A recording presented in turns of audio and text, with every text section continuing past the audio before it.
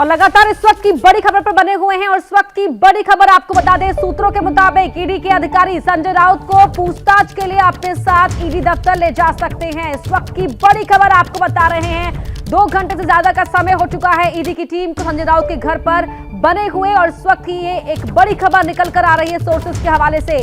ED के अधिकारी संजय राउत को पूछताछ के लिए अपने साथ ईडी के दफ्तर ले जा सकते हैं। इस वक्त की बड़ी खबर और वहां पर पूरी तैयारी के साथ ईडी की टीम पहुंची थी। सूरज ओझा जो संजय राउत के घर के बाहर से लगातार हम तक अपडेट पहुंचा रहे हैं। सूरज, इस वक्त की बड़ी खबर निकलकर सामने आ रही है सोर्सेज के हवाले से।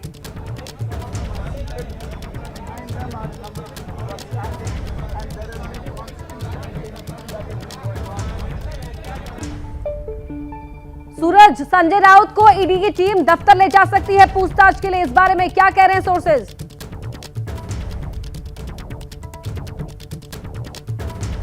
तो इस वक्त की बड़ी खबर आपको बता रहे हैं। सूरज ओझा से भी संपर्क हम वापस करने की कोशिश करेंगे जो लगातार बने हुए हैं संजय राउत के घर के बाहर से। ईडी की टीम संजय राउत को अपने साथ ईडी के दफ्तर ले जा सकती है और इससे पहले लगातार आपको बता रहे हैं कि किस तरीके से रिएक्शन सामने आ रहे हैं, प्रतिक्रिया दे रहे हैं। संजय राउत ट्वीट करके झूठी कार्रवाई, झूठा सबूत पर शिवसेना नहीं छोड़ूंगा, ये पहली प्रतिक्रिया संजय राउत की आज सुबह सामने आई। महाराष्ट्र और शिवसेना लड़ती रहेगी, मैं मर भी जाऊं तो भी समर्पण नहीं करूंगा। संजय राउत ने यह पहला ट्वीट किया था ईडी की आज की कार्रवाई के बाद। और दूसरा ट्वीट, किसी भी घोटाले से मेरा रत्ती भर भी संबंध नहीं है, बाला साहब ने हमें लड़ना सिखाया है।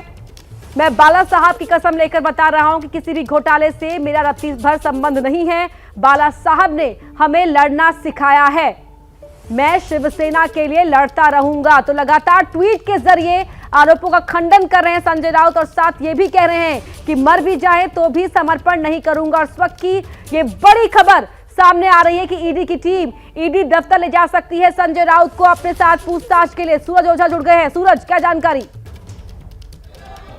हाँ जी बिल्कुल, देखिए जो सूत्रों ने जानकारी दी है कि ईडी के अधिकारी जो अभी तक यहाँ पर सर्च कर रहे थे और उन्होंने संजय राउत का बयान भी दर्ज किया, वो कभी भी यहाँ से संजय राउत को लेकर निकल सकते हैं और लेकर निकलने के बाद उन्हें ईडी कार्यालय ले जा सकते हैं। तो देखिए इस वक्त की सबसे बड़ी खबर यही है कि ईडी के अधिकारी किसी भी वक्त संजय राउत को लेकर यहाँ से निकल सकते हैं, ईडी कार्यालय ले जाया जा सकता है, उनसे और पूछताछ की जा सकती है इस मामले में। क्योंकि देखिए यहाँ पर आपने वीडियोस में देखा है कि किस तरह से समर्थकों की भीड़ बढ़ रही है, ऐसे में यहाँ पे लॉ एंड ऑर्डर का इशू भी हो सकता है। तो किसी भी तरह का कोई भी रिस्क अब ईडी नहीं लेना चाहती है। इसी वजह से इन्हीं सबको ध्यान में रखते हुए अब ईडी ने ये डिसाइड किया है कि वो किसी भी समय संजय राउत को लेकर यहाँ से निकल सकती है और लेकर ईडी कार्यालय ले जाएगी, जहां पर उनसे पूछताछ की जाएगी और इससे संबंधित जो भी दस्तावेज उनके पास है उसकी मांग करेगी। और जो उनका क्लेम है कि अगर उन्होंने किसी भी तरह का कोई भी घोटाला नहीं किया है, इस पूरे मनी लॉन्ड्रिंग में उनका कोई संबंध नहीं है, तो ऐसे में उन्हें वो चीजें साबित करनी होंगी। देखिए इसके पहले भी ईडी ने उनसे पूछताछ की है, लेकिन ईडी उस वक्त उनके जवाबों से सेटिस्फाई यानी कि संतुष्ट नहीं हुई थी, इसी वजह से उन्हें दोबारा पूछताछ के लिए समन्स किया था। तो देखिए अब समर्थकों की भीड़ यहाँ पर बढ़ी हुई है और इसके अलावा अब जो आपको ये दिखाई दे रहा होगा, इनका ये बंगला, मैत्री बंगला, इसमें अब हलचल भी तेज होनी शुरू हो जाएगी कुछ ही समय में, क्योंकि अब ईडी जो सूत्र बता रहे हैं कि ईडी यहाँ से संजय राउत को लेकर निकल सकती है और निकलने के बाद अपने कार्यालय ले जा सकती है, जहां पर उनसे मैराथन क्वेश्चनिंग की जाएगी और भी सवालों के जवाब उनसे लिए जाएंगे। सूरज, आप बने रहिए हमारे साथ, आपके जरिए तमाम तस्वीरें और वहां की हर एक हलचल के बारे में दर्शकों को पहले जानकारी पहुंचा रहे हैं हम लगातार। लेकिन पत्राचौल मुंबई में कहां था जिसकी जगह फ्लैट बनने थे और उसको लेकर क्या क्या आरोप लगे हैं, ये जानने के लिए आप हमारे संवाददाता मृत्युंजय सिंह की एक्सक्लूसिव रिपोर्ट देख लीजिए। आखिरकार ये पूरा मामला क्या है और किस मामले के चलते संजय राउत पर ये गाज गिरी है? दरअसल ये पूरा मामला गोरेगांव के पत्राचाल में हुए भ्रष्टाचार से जुड़ा हुआ है। हम उसी जगह पर मौजूद हैं। ये जो आप जगह देख रहे हैं, ये मुंबई के गोरेगांव वेस्ट इलाके का पत्राचाल है और यहाँ पर पहले चौल के घर हुआ करते थे और सैकड़ों परिवार यहाँ पर रहा करते थे। साल 2009 के बाद में यह निर्णय लिया गया कि इस पत्राचाल को डेवलप किया जाएगा, यहाँ पर बड़ी बड़ी इमारतें बनाई जाएंगी और यहाँ रहने वाले टेनेंट को घर दिया जाएगा, जिसके बाद इसकी जिम्मेदारी प्रवीण राउत की कंपनी गुरु आशीष कंस्ट्रक्शन को इसकी जिम्मेदारी सौंपी गई और कंपनी पर यह जिम्मेदारी थी कि यहाँ रहने वाले जो टेनेंट हैं, जो फिलहाल आपको सामने की इस 4 मंजिला इमारत पर, जो कि एक टेम्पररी इमारत बनाई गई है, इसमें रहने वाले टेनेंट को घर दिया जाएगा। यह काम गुरु आशीष कंस्ट्रक्शन कंपनी को दिया गया। लेकिन प्रवीण राउत पर आरोप है कि उन्होंने पत्राचाल में रहने वाले लोगों के साथ धोखाधड़ी की। दरअसल मुंबई के गोरेगांव स्थित में ये जो पत्राचाल, ये महारा का प्लॉट है। आरोपों के मुताबिक प्रवीण राउत की कंपनी गुरु आशीष कंस्ट्रक्शन ने इस लैंड के कुछ हिस्से को निजी बिल्डरों को बेच दिया, जबकि इस चौल को डेवलप करने का पूरा काम गुरु आशीष कंस्ट्रक्शन कंपनी को ही दिया गया था।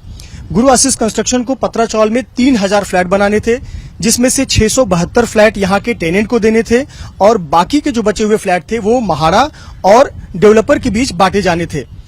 लेकिन साल 2010 में प्रवीण राउत ने गुरु आशीष कंस्ट्रक्शन कंपनी की 25% हिस्सेदारी एसडीआईएल को बेच दी। एसडीआईएल वही कंपनी है जो वाधवा बंधुओं की कंपनी है।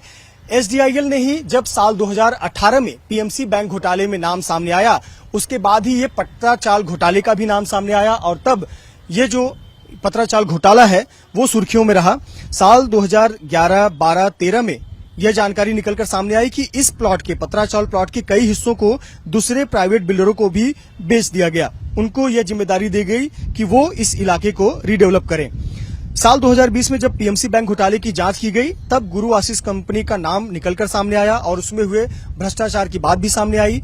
साथ ही साथ जब ईडी इस पूरे मामले की जांच करने लगी तो यह खुलासा हुआ कि प्रवीण राउत की पत्नी माधुरी राउत के अकाउंट से साल 2010 में संजय राउत की पत्नी वर्षा राउत के अकाउंट में 83 लाख रुपए ट्रांसफर किए गए हैं। आरोप है कि यही जो 83 लाख रुपए ट्रांसफर किए गए, इन्हीं पैसों का इस्तेमाल दादर में फ्लैट खरीदने के लिए संजय राउत ने किया था और यह जो फ्लैट आज अटैच किया गया है, उसी पैसे से खरीदा गया यह फ्लैट था, जो कि प्रवीण राउत की पत्नी माधुरी राउत के अकाउंट से पैसे वर्षा राउत के अकाउंट में गए हुए थे।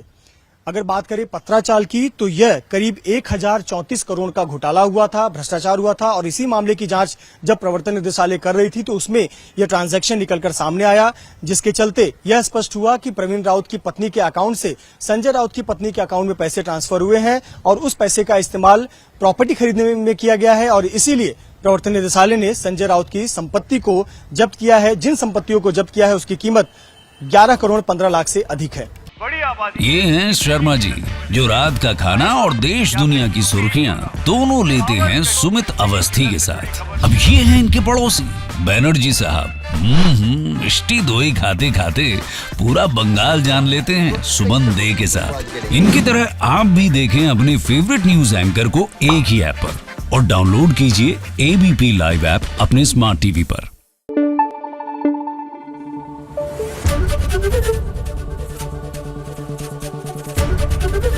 एबीपी न्यूज आपको रखे आगे।